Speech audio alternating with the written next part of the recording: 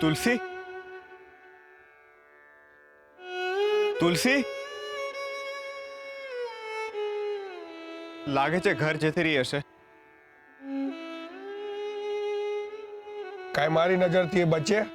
મેં છોકરીને બધા માટલાની વચ્ચેથી જ જોઈ લીધી હતી. બધા લાલ માટલા વચ્ચે કાળું માથું તો ના જ હોય ને.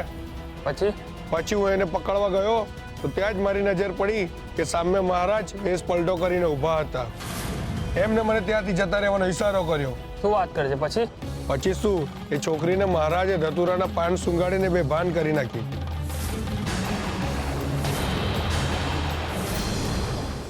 ગોરા પોતાની જાતને હોશિયાર માનતો હતો, પણ એને ખબર નથી કે માધવપુરના રાજા સામે એની કોઈ વિસાદ નથી. શું વાત? હા, પણ આ વાત બહાર નહીં કરતો.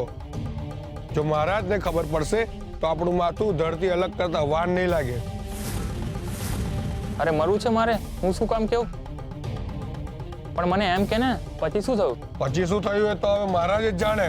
ભાઈ, એક છોકરીને ઉપાડીને લાવ્યા પછી પુરુષ શું કરે? શું વાત કરે છે? એટલે મહારાજે છોકરી પર? ધીરે બોલ. કેટલી વાર કહ્યું છે, વાત બહાર ગઈ તો આપણે અંદર થઈ જશું. હવે એ છોકરી ક્યાંયની નથી રહી. તને યાદ છે, ગયા વર્ષે બાજુના ગામમાં જગલાની બેન હારે ડાકોએ આવું જ કર્યું હતું ને? પણ એને તો આત્મહત્યા નહોતી કરી. આત્મહત્યા કરી હોત તો સારું થાત. એ તો ના મરી, પણ ગામના લોકોએ એનું મન મારી નાખ્યું.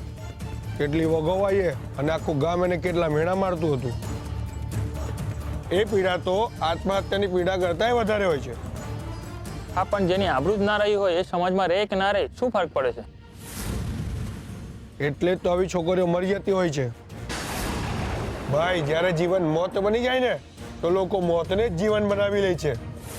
ભાઈ, જ્યારે પેલી જગલાની બેન સાથે એવું થયું ને, લોકો જેમ ફાવે તેમ બોલતા હતા, ત્યારે મારી બેને મને એક સવાલ પૂછ્યો હતો.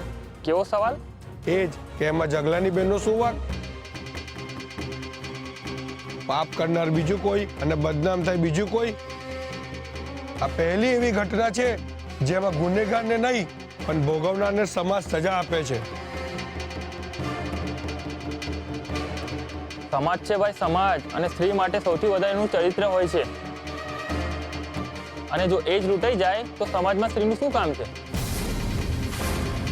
એવી સ્ત્રીએ તો કૂવો પૂરો જ જોઈએ ને. યુવરાજના અપરાધની સજા ગંગાએ ભોગવવી પડશે? નહીં, આવું ક્યારેય નહીં થાય. ગંગા પવિત્ર છે કારણ કે એનું મન પવિત્ર છે.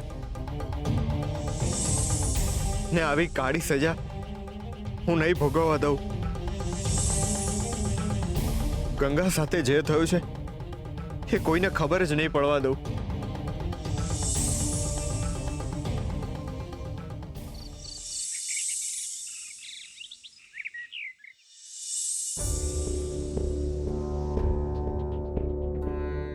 હવે હું શું કરું?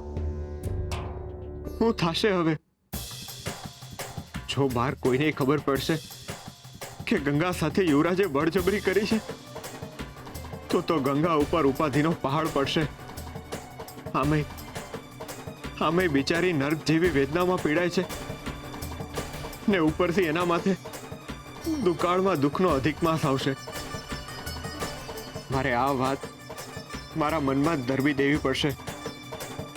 હું તુલસીને કહું ને જો કોઈ પણ રીતે મીઠી ભાભીને ખબર પડે તો વાત આખા ગામમાં ફેલાઈ જાય ને પછી તો ગંગાનું જીવન મુશ્કેલ થઈ જાય ને એને એ ભૂલની સજા ભોગવવી પડશે જે એને કરી જ નથી.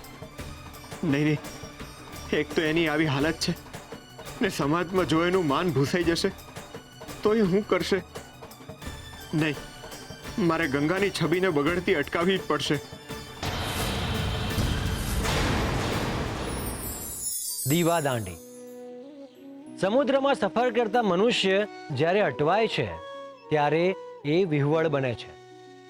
એ કિનારાની શોધમાં હોય છે. એની આંખો ચારે તરફ ફાંફા મારે છે, પરંતુ એને માર્ગ નથી મળતો. વિશાળ સમુદ્રમાં હોડી કઈ બાજુ હંકારવી એ બહુ મોટો પ્રશ્ન બની જાય છે. આવા સમયે જો એને કોઈ દીવાદાંડી મળી જાય તો એની બધી જ મૂંઝવણોનો નાશ થઈ જાય છે. એ જ રીતે સંસારના સાગરમાં પણ ઘણા મનુષ્યો જ્યારે તકલીફમાં ફસાય છે ત્યારે એને પણ સમસ્યાના સમાધાનનો કિનારો નથી મળતો. આવા સમયે ઘણા મનુષ્યો અસ્વસ્થ બની જાય છે. ત્યારે એમની પાસે પણ કોઈ અંગત વ્યક્તિ, પ્રિય પાત્ર, મિત્ર, ગુરુ તથા માતા પિતા રૂપી દીવાદાંડી હોય છે. યાદ રાખજો, ઈશ્વરને દીવો કરશો એના કરતાં કોઈના માટે દીવો બનશો તો એ તમને વધારે ઉન્નતિ અપાવશે.